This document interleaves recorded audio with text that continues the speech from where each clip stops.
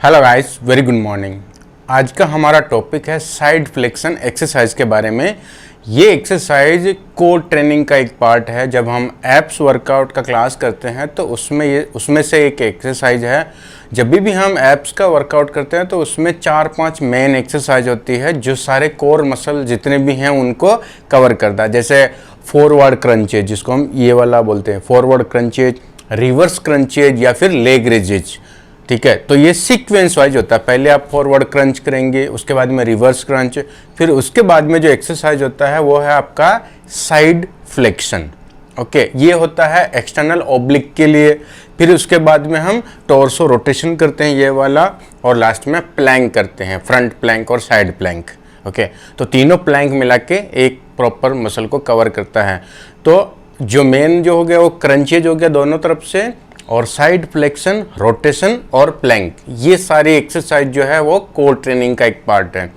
तो जब भी आप एप्स का वर्कआउट कर रहे हैं तो उसमें से ये एक एक्सरसाइज है। इसको कैसे करते हैं उसके बारे में हम डिस्कस करेंगे। इसमें क्या कॉमन मिस्टेक होती है वो सब चीज़ें। तो पहली चीज़ तो है कि ज़्यादातर लोग, अगर किसी का समझो फैट परसेंटेज ज़्यादा है तो वो हमेशा ज़्यादा से ज़्यादा ये वाला एक्सरसाइज करते हैं, साइड वाला, साइड फ्लेक्शन। तो उनका ऐसा मिथ है, उनको ऐसा लगता है कि जब ये एक्सरसाइज अगर आप एवरीडे करते हैं तो साइड कम हो जाएगा, पर ऐसा नहीं होता है। क्योंकि हमारी बॉडी से फैट परसेंटेज कितना जल्दी कम होएगा और कितनी ज़्यादा मात्रा में कम होएगा, उसके दो फैक्टर है। पहली चीज़ है कि आप जो एक्सरसाइज कर रहे हैं, जो वर्कआउट कर रहे हैं, उसका इंटेंसिटी लेवल क्या है, कितना हेवी इंटेंसिटी के साथ आप ट्रेनिंग करते हैं। दूसरा जो मोस्ट इम्पोर्टेंट है कि आप कितने बड़े मसल को टारगेट कर रहे हैं। कोई भी एक्सरसाइज करें उसमें कितना बड़ा मसल वॉल्यूम जो है उसका इन्वॉल्वमेंट है। अगर आप छोटे मसल का ट्रेनिंग कर रहे हैं तो उसमें उतना कैलोरीज का कंजप्शन नहीं होता है।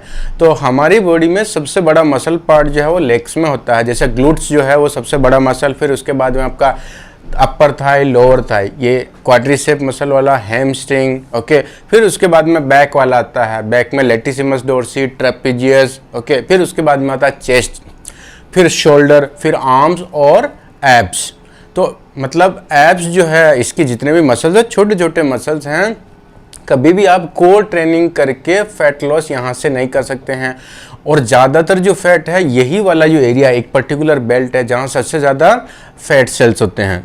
तो हम इस पर्टिकुलर एरिया को टारगेट करके एक्सरसाइज के लिए फैट लॉस नहीं कर सकते हैं।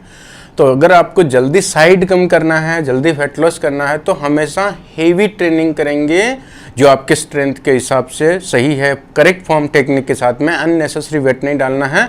और दूसरा है, बड़े मसल्स को हमेशा टारगेट करिए। जैसे लेग्स मारिए, बैक करिए, चेस्ट करिए, ये वाली एक्सरसाइज से जल्दी होता है। साइड करेंगे लेकिन जब उसका सीक्वेंस आएगा, जैसे आप समझो अगर वीक में एक बार कर रहे हैं, एक पूरा मसल ग्रुप को वीक में एक बार ट्रेन कर रहे हैं, तो जो साइड वाले मसल्स हैं उनको भी आपको वीक में एक ही बार ट्रेन करना है।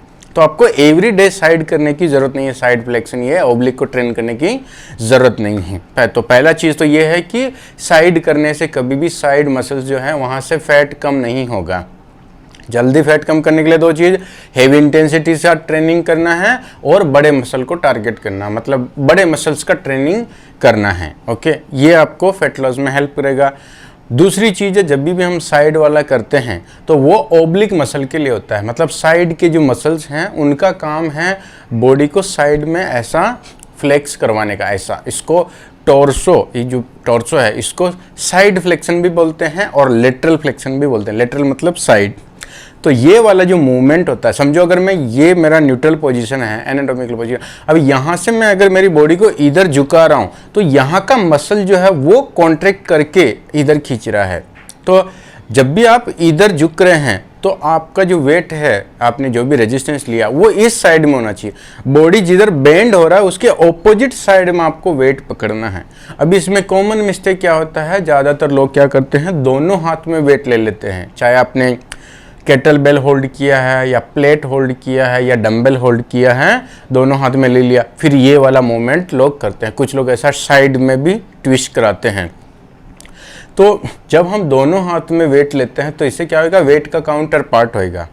मतलब अगर समझो मैं इस पोजीशन में यहाँ मैंने 10 किलो का वेट इधर लिया है और 10 किलो मेरे इस हाथ में है, तो मैं जैसे ही ऐसे ट्विस्ट कर रहा हूँ तो मेरा जो ये वाला मसल है, ओके, ये वाला मसल को 10 किलो का चैलेंज मिल रहा है इस साइड से, क्योंकि मैंने यहाँ पे 10 किलो का वेट जो होल्ड करके रखा है, ये मसल मेरी बॉडी को ऐसे खींचेगा, तो बॉडी वेट के साथ में ये वाला जो वेट है ये भी इंक्लूड होके इसको चैलेंज मिल रहा है। लेकिन दूसरे हाथ में जो मैंने वेट ले रखा है, ये वेट इस वेट को पुल करने में हेल्प कर रहा है। अगर मैं 10 किलो का चैलेंज दिया और 10 किलो से सपोर्ट ले रहा हूँ, इसलिए जब भी आप देखना दोनों हाथ में वेट लेके ये वाला मूवमेंट करते तो एकदम ईजी होता है, क्योंकि एक से चैलेंज मिल रहा है और दूसरा सपोर्ट कर रहा है, तो वेट काउंटर पार्ट मतलब जीरो वेट हो गया। अगर आपने इधर भी 10 किलो लिया, इधर भी 10 किलो, तो वेट जीरो हो गया उस मसल के लिए, क्योंकि एक सपोर्ट कर रहा है और दूसरा चैलेंज कर रहा है, रजिस्ट कर रहा है। ठीक है, तो हमको क्या करना है, एक ही साइड में वेट लेना, एक साइड में वेट लेकर जिस तरफ आपने वेट पकड़ा है उसके ऑपोजिट साइड में बॉडी को बेंड करना है, तभी जाके उसको चैलेंज मिलेगा। अगर समझो मैं ऐसे खड़ा हूं और मैंने इस हाथ में वेट लिया है और मैं इधर ही झुक रहा हूं, तो गड़बड़ हो रहा है, क्योंकि मेरा मसल जो है इसको झुकाने के लिए, ये मसल को कॉन्ट्रैक्ट करने के लिए इसके ऑपोजिट साइड से ना रेजिस्टेंस मिलना चाहिए, ऑपोजिट साइड से चलना चाहिए। अगर मैं मेरी बॉडी में समझो, अगर मेरे को ये हाथ पकड़ के कोई इधर खींच रहा है और खींच इस पोजीशन में जब हाथ कोई खींच रहा है, तब मैं इधर खींचने की कोशिश करता हूँ, तब ये मेरे मसल को एफर्ट लगेगा, तब इसको डिफिकल्ट होएगा, क्योंकि वो जो खींच रहा है उसको मैं ऐसा ऑपोजिट डायरेक्शन में खींच रहा हूँ, मतलब इधर से चैलेंज मिल रहा है तभी जाके ये मसल पे लोड आ रहा है। लेकिन अगर मैंने एक ही हाथ में वेट पकड़ा है और मसल जिधर मैं बेंड कर रहा हूँ बॉडी को साइड में, उधर ही हाथ में पकड़ रखा है, तो क्या हो रहा है, ये मसल को ईजी हो गया, क्योंकि ये वेट जो है इसको हेल्प कर रहा है पुल करने में। मतलब अगर आपने दोनों हाथ में वेट लेके मूवमेंट किया तो भी गलत है, और अगर आपने एक हाथ में लिया है और जिस हाथ में वेट है उसी साइड में अगर आप बेंड कर रहे हैं साइडवेज, तो भी गड़बड़ है, क्योंकि वो उसको सपोर्ट कर रहा है। तो हमको क्या करना है, जिधर बॉडी बेंड हो रहा है उसके ऑपोजिट डायरेक्शन में हमको हाथ में वेट पकड़ के रखना, तब जाके वो मसल पे प्रॉपर आएगा। तो अगर मेरा ये पोजीशन है, मैंने इस हाथ में वेट लिया है, ओके, इस हाथ में वेट लिया, तो अब मेरे को क्या करना है, ऐसे बेंड करना है, ओके, ये वाला मूवमेंट। इसमें बॉडी ना तो इस डायरेक्शन में जाना चाहिए ना पीछे की तरफ जाना चाहिए, एकदम साइडवेज आपको ये वाला मूवमेंट करना है, ओके, ऐसा वाला। अभी देखिए एक एग्जांपल के लिए अगर मैं दोनों हाथ में ले लेता हूँ, तो अब मैं दोनों तरफ जो ऐसे से बेंड कर रहा हूँ, तो इसमें क्या हो रहा है, मेरे को एकदम ईजी लग रहा है। क्यों? क्योंकि एक तरफ से मेरे को चैलेंज मिल रहा है 5 किलो का और दूसरी तरफ से ये 5 किलो खींचने में हेल्प कर रहा है। तो ये गलत है, एक ही हाथ में वेट लेना है, वेट के ऑपोजिट डायरेक्शन में बेंड करना है और ऐसा पैरेलल स्टांस रखेंगे, हिप विथ स्टांस रखना है। ज़्यादा स्टांस करके ऐसा करेंगे तो क्या ना, ये वेट जो है ना, देखो ये इस लाइन में वेट है, तो जैसे मैं पैर को बाहर करता हूँ फिर यहाँ पे वेट रब होएगा, ओके। और यहाँ इतनी हाइट में हमको स्टांस को वाइड करने की जरूरत नहीं है, स्टांस वाइड कम करना है जब भी हम कोई ऐसी एक्सरसाइज करें जहां हमारा हाइट ज़्यादा बढ़ गया, मतलब हाथ मैंने ऊपर किया, अभी मेरा हाइट बढ़ गया, तो इससे क्या होगा, सेंटर ऑफ ग्रेविटी ऊपर आ जाएगा, तो मेरे को ज़्यादा बैलेंस के लिए, स्टेबिलिटी के लिए मेरे को वाइड स्टांस की ज़रूरत है। लेकिन इस पोजीशन में वाइड स्टांस की ज़रूरत नहीं है, क्योंकि मेरा जो हाइट है वो बड़ा नहीं है, तो इस हाइट को मैं, अपनी नॉर्मल हाइट को मैं इस स्टांस से मैनेज कर सकता हूँ, ओके। तो इतना सा स्टांस रखना है, ज़्यादा वाइड करेंगे तो यहाँ पे प्रॉब्लम होएगा और घुटना बेंड नहीं होना, लोअर बॉडी का कोई भी मूवमेंट नहीं होगा। बहुत सारे लोग इसमें भी करते हैं, वाइड स्टांस करके ऐसा बेंड करके घुटना और पूरा बॉडी को झुकाते हैं। अभी यहाँ पे ये मसल जो है, इस मसल का काम क्या है, आधे टोर्सो को, मतलब ये पूरा टोर्सो है, ये पूरा धड़ है, आधे पार्ट को ऐसा ट्विस्ट कराता है। आपको हिप जॉइंट को नहीं हिलाना, घुटने की जॉइंट को कोई नहीं हिलाना, कुछ भी मूवमेंट नहीं होगा लोअर बॉडी में, सिर्फ ये वाला, मतलब आपका जो कमर है, आधा वेस्ट लाइन, यहाँ से सिर्फ ऐसा ट्विस्ट होगा। और ये वाला जो मूवमेंट है इसमें बहुत ज़्यादा रेंज होता नहीं है, क्योंकि आप देखिए इसमें जब भी आप बेंड करते हैं आपको क्या करना है, देखो ये मेरा हाथ है, ऐसा स्वाइप करे धीरे से हाथ को, बिना बॉडी को ऐसा ट्विस्ट कराए, साइड से ट्विस्ट कराए, ऐसा ट्विस्ट नहीं करना इधर उधर, सिर्फ एकदम साइडवेज लिटरल पोजीशन में आप ऐसे ले जाके घुटने को लॉक करके टच करने की कोशिश करिए, देखो कहाँ तक जाता हाथ। अगर मैं ऐसा कर रहा हूँ तो मैं ज़्यादा से ज़्यादा यहाँ तक पहुँच सकता हूँ, इससे ज़्यादा नहीं, क्योंकि फिर आपका जो नीचे का हिप बोन है और आपका जो रिब है, ये बोन दोनों आपस में मिल जाएगा। यहाँ स्पेस ही नहीं है फ्लेक्शन के लिए। आप अगर स्केलेटल देखेंगे, कंकाल का ऐसा देखेंगे तो ऊपर बोन है, नीचे बोन है, वो जो बीच में गैप है वही तो मसल है जो बॉडी को इधर उधर करता है, ठीक है।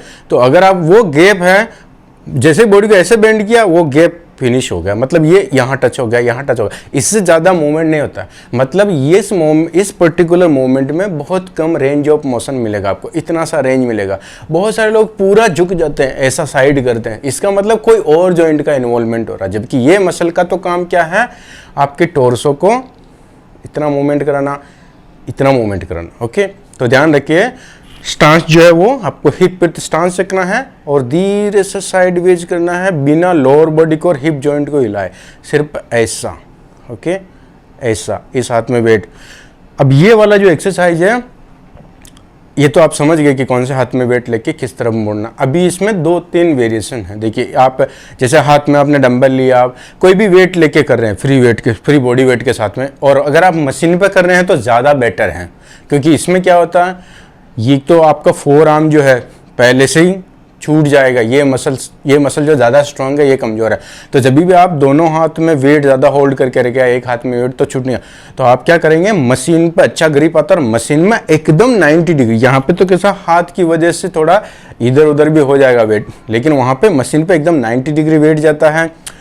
तो उसमें क्या करना है, हमको जो पुली है उसको है ना यहाँ इस हाइट पर रखना है। जैसे मैंने समझो ऐसा हाथ रखा है, ये पुली यहाँ इस लाइन में, मशीन की पुली को ऊपर उठा के इस लाइन में सेट करना है, फिर उससे ऐसे पकड़ना है, केबल को पकड़ के थोड़ा सा 1-2 स्टेप साइडवेज दूर आना है, और उसके बाद में ये पोजीशन लीजिए आप, या तो ऐसा कर लीजिए हाथ को या पीछे कर लीजिए, और उसके बाद में क्या करना है, ऐसा ट्विस्ट कराना है, केबल पे करेंगे, ये सबसे ज़्यादा इफेक्टिव होता है। अब इसमें क्या हो रहा है, कुछ लोग इसमें भी देखो अगर ऐसा कर रहे हैं तो या तो इस हाथ को ज़्यादा पुल करेंगे, ऐसा बॉडी कम मूव हो रहा है, टोर्सो साइड में कम मूव हो रहा है, बेंड हो रहा है, और ये हाथ का मूवमेंट ज़्यादा हो रहा है, या फिर वो नेक को इसमें एकदम पूरा खींचेंगे, ये वाला मूवमेंट, तो नेक को भी नहीं खींचना। ये जो पोजीशन है इसको आप फिक्स कर लीजिए, नेक का, एल्बो का, ये हाथ का, नेक का और बॉडी का, ये तीनों का एक ट्रायंगल, ये पूरा एक यूनिट में घूमेगा। तो आपको क्या करना है, ऐसा होल्ड किया उसको, अब इसको अलग से नहीं घुमाना, नेक और हाथ को अलग, पूरा टोर्सो एक साथ मूव होएगा, ऐसा वाला। ओके, तो इसको फिक्स रखेंगे। ओके, नेक को एक्स्ट्रा ट्विस्ट नहीं कराना है। ऊपर रखने से क्या होएगा, अगर आप समझो नीचे आप 10 प्लेट खींच सकते हैं, अगर पुली को नीचे करके पास में जाके ये वाला करेंगे तो उसमें 10 प्लेट में अगर आप 10 प्लेट लिफ्ट कर पा रहे हैं तो यहाँ पे 2 प्लेट भी हेवी लगेगा, क्योंकि ये प्रॉपर मैकेनिज्म है। जब भी हम कोई भी मसल्स को रेजिस्टेंस देते हैं तो उसके ऑपोजिट डायरेक्शन से अगर वेट आ रहा है, ऑपोजिट डायरेक्शन से अगर उसको रेजिस्टेंस मिल रहा है तो वो प्रॉपर मूवमेंट होएगा। मतलब लाइन ऑफ मूवमेंट और लाइन ऑफ ग्रेविटी जो है वो क्रॉस करना चाहिए, मैच होना चाहिए। ऐसा एक तरफ ये लाइन ऑफ मूवमेंट और ये लाइन ऑफ ग्रेविटी ये कहीं क्रॉस नहीं हो रहा तो मतलब वो एक्सरसाइज में गड़बड़ है या वो एक्सरसाइज इतना इफेक्टिव नहीं है। तो अभी देखिए इसमें पुली में भी हम 2 तरीके से कर सकते हैं। जैसे पुली नीचे रखा आपने, पूरा नीचे फ्लोर पे उस पर करके लास्ट पॉइंट पे, और आपने वेट लेके ऐसा किया, तो इसमें क्या हो रहा, मेरा ये मसल जो है इधर बेंड हो रहा, तो वेट इस तरफ से अगर आएगा तो इसको ज्यादा चलेंगे, लेकिन वेट किधर से आ रहा, नीचे से आ रहा, मतलब इस लाइन से है तो वो रेजिस्टेंस इस डायरेक्शन में था, लेकिन वो रेजिस्टेंस ऐसा घूम के आ रहा है, इसलिए हम नीचे पुली रहेगा तो ज्यादा वेट लिफ्ट कर सकते हैं। 5 प्लेट, 7 प्लेट, 10 प्लेट इतना वेट भी हम उठा सकते हैं, जबकि वही पुली को आप ऊपर करके ये वाला मूवमेंट करेंगे तो इतना वेट नहीं लिफ्ट कर पाएंगे। तो आपको क्या करना है, अगर आप साइड फ्लेक्शन कर रहे हैं ये वाला एक्सरसाइज ऑब्लिक के लिए और जिम में कर रहे हैं तो सबसे पहला प्रेफरेंस जो है वो आपका होना चाहिए मशीन पे पुली के साथ में, और उसको ऊपर उठा के ये मूवमेंट। ओके, ये वाला। अगर ये कंफर्टेबल नहीं तो फिर पुली को नीचे करके ये सेकंड ऑप्शन है। ओके, और उसके बाद कुछ नहीं है, आप घर पे कर रहे हैं फ्री वेट में से, जिम नहीं जा रहे हैं या इंडोर एक्टिविटी कर रहे हैं या गार्डन में कर रहे हैं तो वो अलग बात है। फिर उसमें आप कोई भी हाथ में एक साइड में वेट लेके ऑपोजिट डायरेक्शन में, या फिर अगर आपके पास रेजिस्टेंस बैंड है तो उससे भी कर सकते हैं, बैंड को लगा के अटका के किसी में भी, या यहाँ कर सकते हैं, सेम पुली जैसा बना के भी कर सकते हैं। तो अभी आपको समझ गया कि साइड फ्लेक्शन जो हम करते हैं ये वाला, टोर्सो फ्लेक्शन जो करते हैं साइड वेज, एक तो जिधर मूवमेंट हो रहा है उसके ऑपोजिट डायरेक्शन से वेट आएगा, और इसको दोनों तरफ इतना मूवमेंट नहीं कराना है, ये भी ध्यान रखना है। बहुत सारे लोग क्या करें, पूरा इधर झुक के फिर इधर आते, इतना में नहीं। ये आपका न्यूट्रल पोजीशन है, यहाँ से दोनों मसल है, ये मसल का काम है इधर खींचना, ये ऑब्लिक का काम है इधर खींचना। तो आप इस न्यूट्रल पोजीशन से इसको ट्रेन कर रहे हैं तो यहाँ से ऐसा बेंड करेंगे, और इसको ट्रेन करें तो यहाँ से इतना सा इधर बेंड करेंगे, पूरा बॉडी को इतना हिलाना नहीं है। ओके, तो ये अपना हो गया है torso side flexion, torso flexion या साइड फ्लेक्शन। ओके, ये एब्स ट्रेनिंग का एक पार्ट है। जब आप कोर ट्रेनिंग करें तब भी आपको ये एक्सरसाइज करना है। और अगर आप समझो एडवांस लेवल का शेड्यूल फॉलो कर रहे हैं, प्रोग्राम, वर्कआउट प्रोग्राम, तो उसमें दूसरे मसल्स को अगर हम वीक में एक बार ट्रेन करें, जैसे आपने एक दिन लेग्स किया, फिर कार्डियो कर लिया, फिर बैक बाइसेप किया, फिर कार्डियो कर लिया, फिर चेस्ट शोल्डर ट्राइसेप किया, फिर कार्डियो कर लिया, एक दिन का रेस्ट कर लिया। अगर आपका ऐसा शेड्यूल है तो भी आपको एब्स का जो ट्रेनिंग है वो वीक में एक ही बार करना है। अगर बाकी मसल्स को आप 2 बार करें, जैसे कुछ लोग एक दिन अपर बॉडी कवर करते हैं, दूसरे दिन लोअर बॉडी, तीसरे दिन थोड़ा कार्डियो और थोड़ा एब्स करते हैं, तो फिर आपको वैसा साइकिल घुमाना है कि upper body, lower body, cardio और एब्स, फिर से upper body, lower body, cardio, abs. तो क्या होएगा, हफ्ता में 2 बार, एक वीक में 2 बार उसका सारे मसल का एक रूटीन घूम जाएगा, डबल ट्रेनिंग हो जाएगा। लेकिन ऐसा नहीं करना है कि आपको ज़्यादा से ज़्यादा रिपीटेशन मार रहे हैं एब्स का, रोज रोज करें एवरीडे, तो उससे क्या होगा, रिकवरी नहीं होगा, ओवर ट्रेनिंग हो जाएगा। बार बार वही मसल का यूज हो रहा तो वो इतना हील नहीं होगा, ग्रोथ नहीं होगा, मसल मास नहीं बढ़ेगा, स्ट्रेंथ नहीं बढ़ेगा, और फैट लॉस का तो सवाल ही नहीं उठता है। इसलिए आप जब भी ये एक्सरसाइज करें बाकी प्रोग्राम से मैच करा के ट्रेनिंग करेंगे, और जहाँ जो एक्सरसाइज इफेक्टिव है वहीं करेंगे। कोशिश करिए ये वाली एक्सरसाइज को अवॉइड करने की, मशीन पे हमेशा ट्राई कीजिए। ओके गाइस, तो इस एक्सरसाइज से रिलेटेड अगर आपको कोई भी कन्फ्यूजन रहेगा तो आप मेरे को कमेंट बॉक्स में बताएं, फिर हम आने वाले वीडियो में इसके बारे में डिस्कस करेंगे। Okay, thank you so much.